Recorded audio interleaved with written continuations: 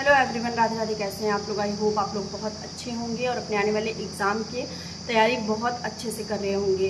तो जैसा कि आप सबको पता है कि 5 जून से लेके 24 जून तक आपका आरआरबी एनटीपीसी का एग्ज़ाम हो रहा है और इसमें आपके लगभग अगर हम बात करें तो 1 हफ्ते हो गए हैं इसमें कंटिन्यू आपका एग्ज़ाम होते हुए। तीन शिफ्ट में आपका पेपर होता है, यानी कि अगर बात करें तो 24 शिफ्ट का लगभग पेपर आपका हो चुका है। इसमें 24 शिफ्ट का पेपर का कितना असर आने वाली शिफ्ट पे होगा, या फिर अब तक का क्या एवरेज स्कोर रहा है स्टूडेंट का, कितना अब्सेंट रहे हैं लोग, क्या कुछ रहा है, किस तरह का पेपर पैटर्न बन रहा है, उस सब के बारे में मैं आज आपको बताऊंगी। मैं अपना भी एग्ज़ाम जो है मैं देखी कि किस तरह से पेपर पैटर्न बना। बहुत सारे लोगों से मैंने बात भी किया, उनका मैंने रिव्यू लिया कि वो किस तरह से कर रहे हैं। बहुत सारे मेरे पास क्वेश्चंस हैं जो आपके पेपर के हैं, बट जो एक रेलवे की गाइडलाइन होती है कि हम पूरा पेपर आपको नहीं मेंशन कर सकते हैं कि किस तरह से आपका आ रहा है। बाकी मेरे पास ऑलमोस्ट मतलब ज़्यादा से ज़्यादा क्वेश्चन मेरे पास हैं, जो चाहे वो मैथ के हों, रीजनिंग के हों या फिर जीएस के हों। तो लेकिन आज मैं आपको पूरा आइडिया दूंगी कि किस तरह से आपको आने वाले डेज में जिनका भी एग्ज़ाम है उनको किस तरह से क्या चीज़ें करनी है। और एक चीज़ मैं आपको बता दूं कि अब धीरे धीरे पेपर के पैटर्न में बदलाव हो रहा है, यानी बहुत सारे चेंजेस हो रहे हैं। स्टार्टिंग की जो शिफ्ट थी उसको हम इजी टू मॉडरेट कह सकते हैं। कुछ ऐसी शिफ्ट भी थी जो थोड़ा इजी थी। मॉडरेट टू हाई तो वैसे हम बोलेंगे, लेकिन इजी भी 1-2 शिफ्ट आपको देखने को मिलेगी। लेकिन अब जो शिफ्ट आपकी होने वाली है वो आपकी मॉडरेट टू हाई ही रहेगी, वो आपकी इजी नहीं रहने वाली है। तो अब मेन जो आपका स्ट्रगल है वो आने वाले कैंडिडेट के लिए होने वाला है, क्योंकि और इतने ज़्यादा शिफ्ट के एग्ज़ाम हो गए हैं। अब इसका क्या असर पड़ता है और अब क्वेश्चंस को कैसे वो मॉडरेट कर करके आपके पेपर में डालते हैं और क्या कुछ आपको देखने को मिलेगा, तो उसी पे आज चर्चा करेंगे। वीडियो को आप लोग पूरा देख लीजिएगा, शेयर भी कर दीजिएगा अपने फ्रेंड्स के साथ, और अगर चैनल पे नए हैं तो सब्सक्राइब भी कर लीजिएगा।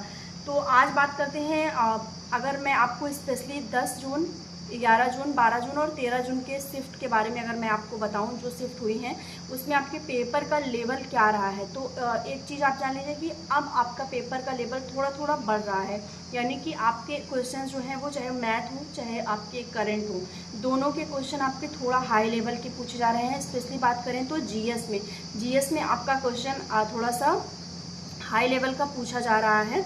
जैसे कि आपके वैसे तो हिस्ट्री में आपके तीनों पार्ट जो भी हैं, चाहे वो एंशिएंट हो, मेडिवल हो या फिर आपके जो आधुनिक इतिहास है, तीनों में से आपका पूछा जा रहा है। लेकिन इसमें आपके ऐसे भी शिफ्ट हुए हैं जिसमें तीनों से आपके क्वेश्चंस थे, और ऐसी भी शिफ्ट हैं जिसमें केवल आपका आधुनिक से ही था। तो ये चीज़ आपको ध्यान रखना है कि आपको 1857 की क्रांति, आप सबको पता है कि हर पेपर के लिए बहुत ज़्यादा इम्पॉर्टेंट है। तो 1897 की क्रांति आपको एक बार ज़रूर से रिवीजन कर लेना है दोबारा। जितने भी एक्ट हुए हैं, जितने भी महात्मा गांधी से संबंधित जो भी पूना एक्ट हुआ है, या मतलब अम्बेडकर से संबंधित जो भी चीज़ें हुई हैं, कोई समझौता हुआ है, कोई भी 1931 का हो, 32 का हो, या कोई भी आंदोलन हुए हैं, तो वो सब आपको एक बार रिवीजन कर लेना है बहुत अच्छे से। सेकंड हम इसमें देख लेते हैं कि आपका जो एंशिएंट में है उसमें आपको हड़प्पा का, पूरा पाषाण का, ये चीज़ें एक बार रिवीजन में आपको ले लेनी है। बौद्ध धर्म, जैन धर्म, इन सबसे अभी क्वेश्चंस नहीं देखने को मिले हैं, बट आपका जो हड़प्पा के है उसमें और भी पिछली शिफ्ट में भी देखने को क्वेश्चन मिला था, और अभी 13 जून के शिफ्ट में भी देखने को क्वेश्चन मिला है, तो ये आपको रिविज़न कर लेना है। मेडिवल में आपको कुतुबुद्दीन ऐबक से आपको देखने को मिला है इसमें, तो ये चीज़ें आपको थोड़ा सा देख लेनी है, ठीक है। फिर बात कर लेते हैं कि अब तक का जो पेपर में लोगों का उपस्थिति रही है वो लगभग 48% रही है। 48% लोग उपस्थित हुए हैं, 52% लोग अब्सेंट रहे हैं। लेकिन इससे बहुत ज़्यादा प्रभाव नहीं पड़ने वाला है, क्योंकि जो कैंडिडेट जिनकी अच्छी तैयारी थी, जो अच्छे लेवल पे अपनी तैयारी कर रहे थे, वो वहाँ पे प्रेजेंट है और वो अपना अटेम्प्ट अच्छा कर रहे हैं। बाकी एक चीज़ और मैं आपको बता दूं कि रीजनिंग में आपको बहुत ज़्यादा परेशान नहीं होना है। आपकी रीजनिंग सही आ रही है, रीजनिंग आप अच्छा अटेम्प्ट कर लेंगे। मैंने पहले भी आपको बताया था कि रीजनिंग आप अच्छा कर लेंगे। मैथ में मैं आपको बता दूं कि क्वेश्चंस आपके थोड़ा सा मॉडिफाई हो रहे हैं, थोड़ा आपको नए क्वेश्चंस भी देखने को मिल रहे हैं 3-4, तो उसमें आपको बहुत ज़्यादा नहीं परेशान होना है। थोड़ा बहुत अगर आप उसमें और अपनी प्रैक्टिस बढ़ाते हैं तो आप अच्छा अटेम्प्ट कर ले जाएंगे।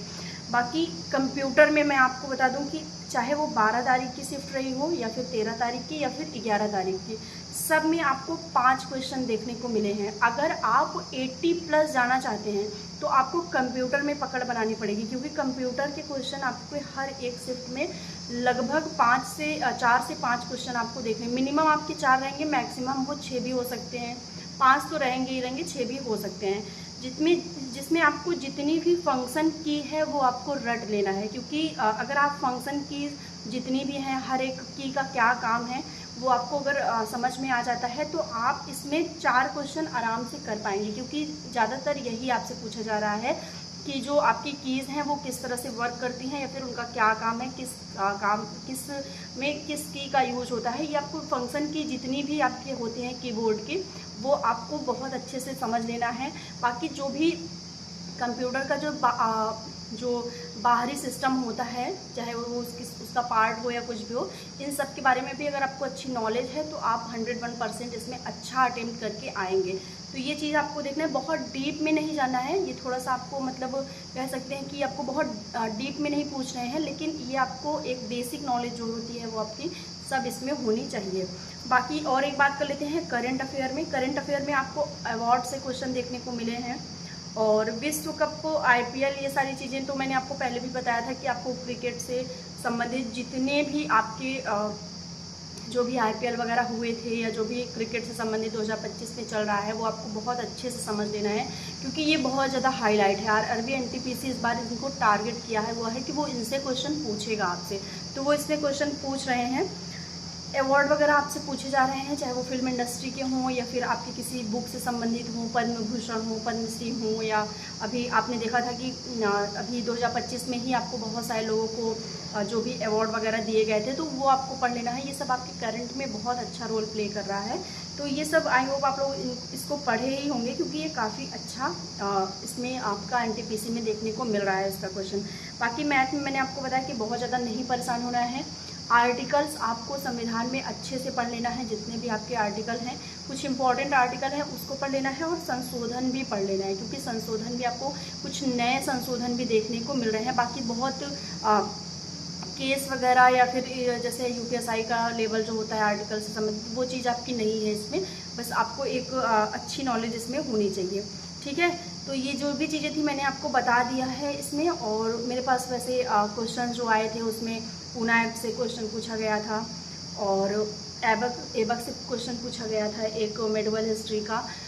बाकी केमिस्ट्री, फिज़िक्स, जैसा कि RRB NTPC का साइंस एक बहुत बड़ा रोल होता है कि साइंस उनका फेवरेट होता है, लेकिन उसका अगर हम वेटेज देखेंगे तो बहुत हाई नहीं है इस बार वेटेज, मतलब उसका ठीक ठाक है। बहुत ऐसा नहीं है कि आपको साइंस के बहुत क्वेश्चन देखने को मिल रहे हैं या फिर बहुत आपका वो आपको बहुत ज़्यादा देखने को मिल रहा है, तो ये चीज़ें उसमें नहीं है। बाकी एवरेज स्टूडेंट देख ले रहे हैं तो 60 से 70 के बीच में आपका जो एक एवरेज स्टूडेंट होता है वो अटेम्प्ट कर रहा है। जिन्होंने थोड़ा सा ये कंप्यूटर वगैरह अच्छे से पढ़ा है तो वो 75 प्लस जा रहे हैं। बाकी बहुत कम स्टूडेंट हैं जो आपको 80 to 85 देखने को मिलेंगे, क्योंकि आपको वीडियोस में तो 90 प्लस वाले लोग दिखेंगे। मतलब अगर आप वीडियोस देखेंगे उठा के यूट्यूब पे तो आपको बहुत सारे ऐसे स्टूडेंट मिलेंगे जो बहुत अच्छे से कह रहे हैं कि हमने 90 प्लस किया है, तो उनके ऊपर आपको नहीं जाना है, क्योंकि पेपर इतना इजी नहीं है कि कोई 100 में 90 अटेम्प्ट करके आ रहा है और वो एकदम बोले कि हमने एकदम सही किया है, तो ये बिल्कुल भी नहीं है। एवरेज स्टूडेंट 60 से 70 के बीच में कर रहा है। बाकी जो काफ़ी और अच्छे हैं वो 80 से 85 के बीच में है, यही स्कोर आपको अब तक देखने को मिल रहा है। बाकी जो भी अपडेट थी आज की मैंने आपको दे दिया है। आपका एग्ज़ाम हो गया कि नहीं आप लोग ज़रूर से ज़रूर कमेंट करिएगा, और कोई डाउट रह जाता है तो भी पूछ लीजिएगा। मिलते हैं नेक्स्ट वीडियो में, तब तक के लिए बाय एंड टेक केयर।